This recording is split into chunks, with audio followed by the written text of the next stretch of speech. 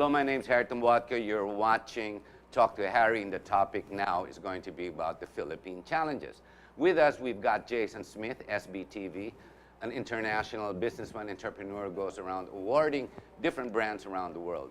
We've got a major daily columnist who is into infrastructure. He's with InfraWatch. You've seen him, you've read of him, you've heard him. We've got Ricky Ramos. Hi, gentlemen. Let's go now to the Philippine issues. Ricky, let's start with you. What is the biggest Philippine challenge? Well, the greatest Philippine challenge now, and this has been pointed out by even international organizations, would be the lack of public infrastructure. My gosh, we should have done the NBN deal. Yeah, I mean, on hindsight. I mean, as I have mentioned in your previous programs, Yes. I mean, each year hundreds of billions of pesos are wasted on useless projects, right?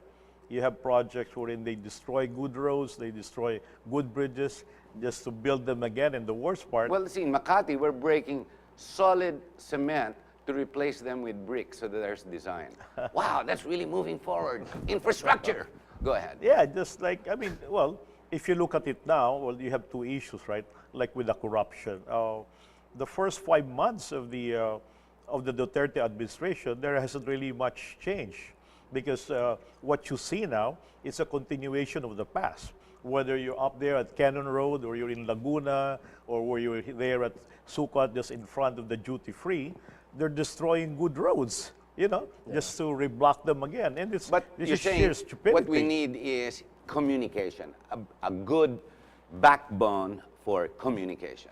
Well, that's the other thing. You're now talking of telecommunications, right? Yeah. Yeah. No, but the biggest Philippine challenge for you is infrastructure. Well, for me, it's infrastructure. Infrastructure. Well, we're talking now of roads, bridges, airports, yes. and this is the reason why we cannot even, realize our potential growth, like even in tourism. Like in tourism, what you need are public infrastructure, right? You need the airports, you need the roads. So infra. Yeah, definitely. Jason. The biggest thing that I see that should change here is the middle class. There should be more put in towards building a middle class, and the way you do that is by getting rid of all the red tape that surrounds having a corporation here. I mean, they say, oh, if you So want... opportunity and getting rid of poverty. Yeah, because that way, then people will start small businesses. Like global challenge, inclusive growth. Yeah, employing people. Those people will pay taxes. They'll be able to pay for infrastructure and other projects, provided the money isn't corrupted. But the only way you can develop or build a middle class that hardly exists in the Philippines is you need what you call the foreign direct investments. These are the FDIs, because it's the foreign direct investments that will build plants and factories that would manufacture. Because the problem with our economy, with the so-called economic growth, is that it's not inclusive, because what we have is a consumption-oriented economy, which doesn't really provide jobs for everybody, okay?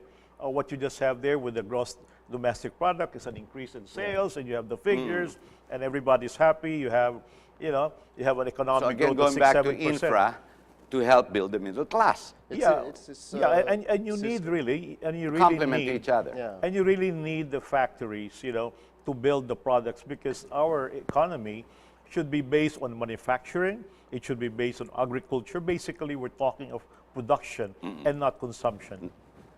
Well, we had that about 40 years ago, but thanks to Congress and legislation, we threw it all out to import from China. Yeah. Another issue, another Philippine challenge. Keeping diplomatic relations with the US. I saw today, actually, it got a lot better. Yeah, because they spoke. Trump called Duterte. No, it's the other way around. Or Duterte called Trump, Yeah. and now they're friends again, the US and the Philippines, which is actually very good, because there are 10 million Filipinos there on the H-1B visa. Yes, correct. And Trump wants to eliminate that, but he also wants to keep the Filipinos there somehow. And that's only going to work if you have good diplomatic relations with the other country. So. Well, for me, the biggest challenge in this country is really the justice system. The administration of justice. This includes from the Department of Justice, to the Philippine National Police. Okay, let me just share to you my reflection today. You know, you have all of this thing. The Duterte administration is very focused, for instance, on the war against drugs, right? And you have all this thing about Senator De Lima being implicated. So what are we thinking of? Number one, the 6 years. Implicated? Wait, isn't she guilty? Well, I mean, I would have wanted her convicted a long time ago. Okay, but the thing is, you have this situation wherein a Secretary of Justice like De Lima, okay, is allowed to do what she did over the past 6 years, and so the question is, did she do it just on her own, or was it with the knowledge of President Aquino? I mean, how could this happen? This cannot operate in a vacuum. Okay, so now we're finding out that you have the driver, talking to the drug lords and all of these things, and she was supposed to be the Secretary of Justice. Okay. So corruption, basically. Yeah. Yeah, and even that. If you look at right now, if you look at the investigation, the Philippine National Police, they're involved with all of these things, the drugs and everything. And now I go back again to the previous administration, when Mar Rojas was appointed the Secretary of the DILG in October of 2012. I still remember the press release he issued in December of 2012 that he's going to clean up the PNP. So we had 2013, 2014, 2015. In 3 years, all you have to do is look at what happened to the drugs and everything. So it became worse. So I think this thing is the one that has been neglected and should be addressed now. Well, the president finds that the biggest Philippine challenge, obviously, is drugs. Oh yeah, Correct? definitely, Because definitely. obviously that's his primordial, his advocacy, and how he won his presidency. But the drug use, is it really that important? Or is it more important to talk about poverty, for example? Agriculture, which is food supply and food security. The judiciary as a whole, from the Supreme Court going down to the decrepit halls of justice. I don't know why they call it that. In the provinces, in fact, you don't have to go to the provinces. Go to Manila, and you will see plyboard walls with documents sitting on the hallways. And these documents, regardless of how important they are just there to rot. And I see this all over the country. Let's talk about the traffic. Is this not a challenge? Now we're looking at imposing higher tax for vehicles. In other words, let's strangle commerce because we're not building enough roads rather than going forward. Climate change, floods, disaster, corruption in government. You've talked about De Lima. How about all these other issues? Looking at, for example, we just experienced the brownout last week.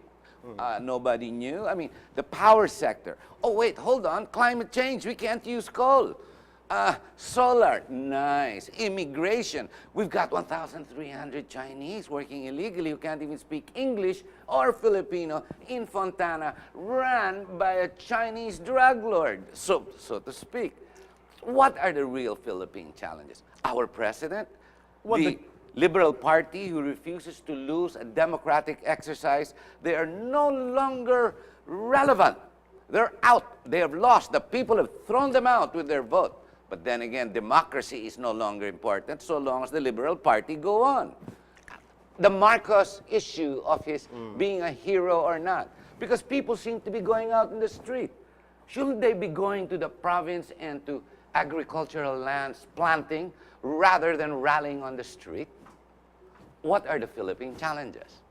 Well, I think the biggest Philippine challenge that it happens in every new administration is the issue of competence.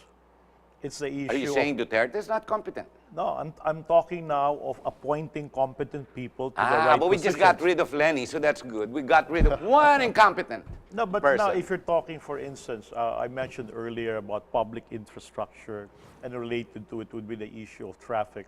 For instance, that's competence. Yeah. Yeah. For instance, That's competence. For instance, Transportation Secretary Art Tugade, he's talking about all of these things on Cable cars traffic, on right? EDSA. Yeah, like Would in that ever work? like in Bogota, he's talking about the flying cables. I mean, Is it possible that the DOTR, because it's transportation yeah. and rails, isn't it a little bit, shouldn't we have a department for seaports? One for airports, or just cap, that's enough. No, One actually- for just, we gotta get rid of these 60-year-old jeepneys, the rolling coffins. yeah. They're not only polluting, many don't even have brakes. Well, I think that's the problem. There's so many issues that need addressing.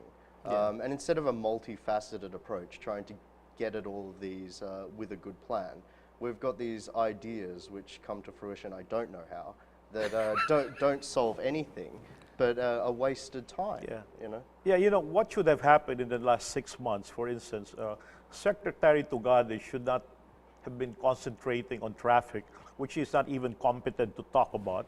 What he should have focused on, for instance, is to have the merger of the Department of Transportation with Public Works and Highways. So you would have a unified approach, okay? So they talk to each other at least. Yeah, Yeah. I mean, because, you know, you have instances like, for example, I've seen that, okay? Like, for example, the new airport in Silay, Bacolod, okay? The airport was there, that's the Department of Transportation, but it couldn't be operational because the Public Works forgot to build the roads linking the, you know, you have this kind of stupidity, and it happens, and I No, have maybe seen they expected drones to drop people inside the airport to get across the. How about federalism? Is that a big issue? Well, it's going to be a big issue in 6-7 months from now when it's Yes. supposed to happen. But the good thing about that is you could start to see some sort of cooperation between different areas, whereas at the moment you have these areas competing for government funds, but nobody wants to cooperate with each other, and that doesn't just affect, you know, those barangays. It affects everybody. Yes. Because everybody lives in those barangays. Do you agree with federalism? Do you think that's a big Filipino challenge? Yeah, well, I've been an advocate of federalism for the last 30 years, but at the same time, I don't know why they seem to be missing it.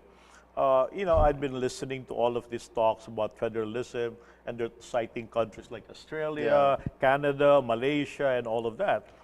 But, you know, if you're looking at the progress and prosperity of these countries that have a federal government, what they're missing is the fact that these governments and these countries became progressive not because of federalism, but because they have a parliamentary system. Yes, Is that that's right? correct. So that's a very big flaw. That Let's they're jump to missing. another challenge. Do you think the high-speed internet that we enjoy in the Philippines is enough for us to be happy with? Not when you have an oligarchy or a duopoly, rather. It could improve vastly if a third or fourth or fifth competitor came into the market. And that actually was coming up. Well, it wasn't meant to be comedic. I mean, it's Yeah, a reality we have yeah. to deal with. Exactly. You know, related to what he said, okay, I mean, 6 months have passed under the Duterte administration. At the start, I heard something really nice from them, but I don't think there have been any specific movement. And I'm referring to the removal of the restrictive economic provisions in our Constitution that deters foreign The investments. 60-40. Exactly. Yeah, the 60-40 and all of these things. Land ownership. Yeah. I'm all for having Filipino ownership because it gets Filipinos involved in their local market. Yeah, yeah. But no restriction in the 60-40 But for not- industry. But you can't have 60-40 because as a foreign business owner, why would they want to come in with their own business, their own idea, and give up 60% of the shareholding? It's just And Power. It's And you know, for me, the best proof that the 60-40 provision in the Constitution is really defective is because they have to enact the anti-dummy law. I mean, it's plain and obvious, right? And then Fair. again, it's basically for the Philippines to have more attractive investment, you know, Exactly. here. For instance, let me cite to you an example which I have mentioned to Finance Secretary Sonny Dominguez. Okay, I told Sonny, look at Intel.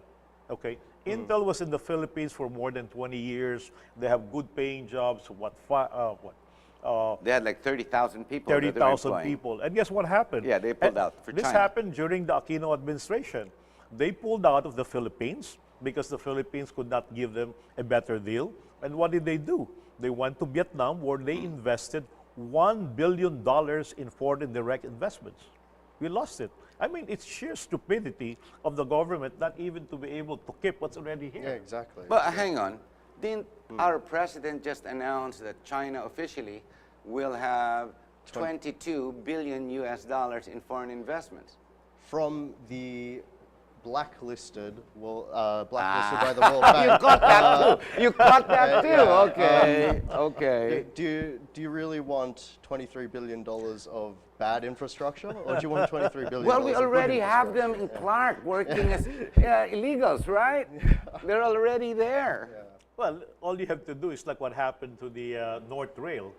You see, when there was this investigation, remember the ZTE, NBN? Yes. And during the investigation, the one that keeps coming up is that the Chinese wanted the same deal or a similar deal with the North Rail, right? And you know what happened to the North Rail? I mean, it wasn't finished, and you know we have to pay what We're still hundreds paying. of billions for that for We're nothing. still paying. We're Yeah, still paying for it. Yeah. So I mean, this is the kind of investments you're getting, you know. How about the war on drugs? Now we have 5,000 of the people being shot. It's not EKJ, it's not extrajudicial killing. It's supposed to be those resisting the law. Is this a Filipino challenge? Well, this morning someone said that I read that a person surrendered and got shot. So what can you do? But do we care that drug lords get shot, killed, murdered? Do we really care? Because after all, it only takes 50 years when you go to court in this country. Yeah, that's true. Well, you know, Harry, in my last interview here, And when you go to prison here, you get richer and you get better because you get free lodging, communications, telecommunications, and you can run your business harassed-free because no one will catch From you. your own home. It's a home business. You're already, it's a home business. You're already incarcerated. yeah, I was about to say in my last interview here, I think, I gave a historical perspective of these things. Like in the ASEAN region, okay, what happened was Singapore and Malaysia were ahead of this, addressing the drug issue. And of course, you have people dying, you have collateral damage, okay? And the most recent would be Thailand. This is during the time of former Prime Minister Thaksin Shinawatra. At the time when he was there, I think you have at least about 2,000 people who were killed in the drug war. So what I'm trying to say now, I mean, this thing has happened before. Yes. And these things happen, people get killed. The only difference in the Philippines was that this has been neglected so that the problem has become really worse. So, and then, of course, you have this kind of magnitude that's happening where you have 5,000 people who are getting killed. And still growing. Yeah. How about one last Philippine challenge? I don't know if you agree with all of this. Our foreign policy, which I'm not sure I know where it is, but let's assume it's a foreign policy. We've got China, which we say, hey man, good thing. Let's not fight. You're the village bully. You're the big guy in the area. Let's make friends. So that way America doesn't come around and stay here. Then we go to Russia.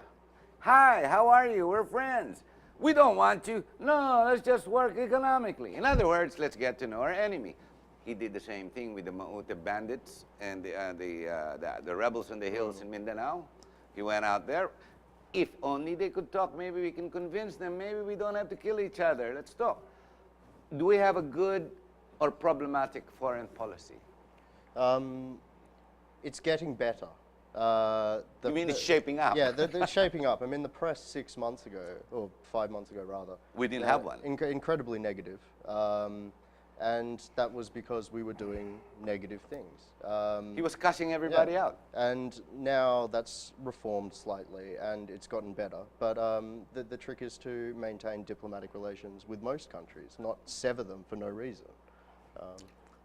You know, a few weeks ago, last month, I had a meeting with Secretary Sonny Dominguez with our small group. We met for about 3 hours. And one of the things there that he said, which struck me, which is true, you know, this thing about how things are being done with foreign policy, dealing with China and Russia and the US. I mean, these are well thought of, you know. I mean, these are not done without anybody thinking.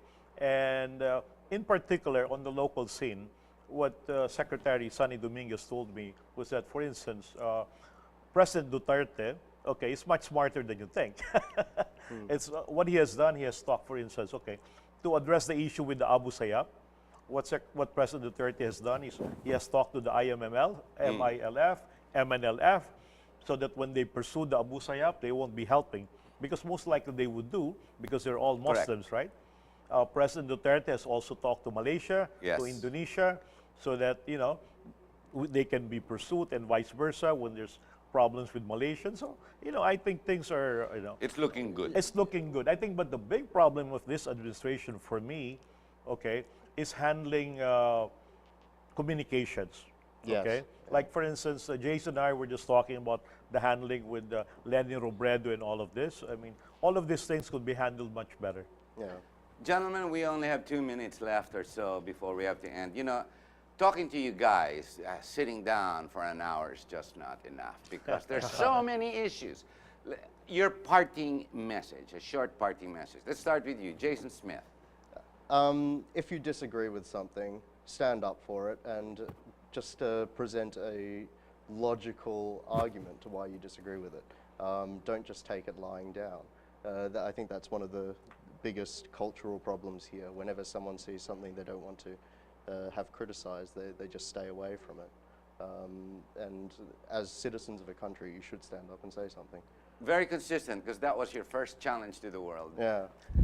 Ricky Ramos. Well, mine is to address, I'm addressing the Duterte administration. They've been around for 6 months. I think it's time for them to hire people who are really competent.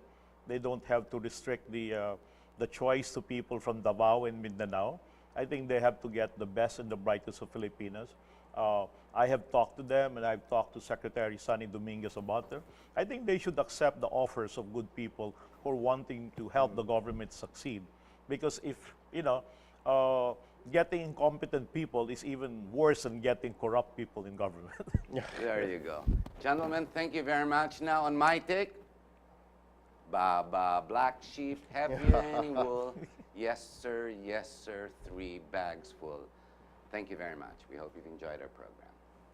Okay, thank you. Thanks.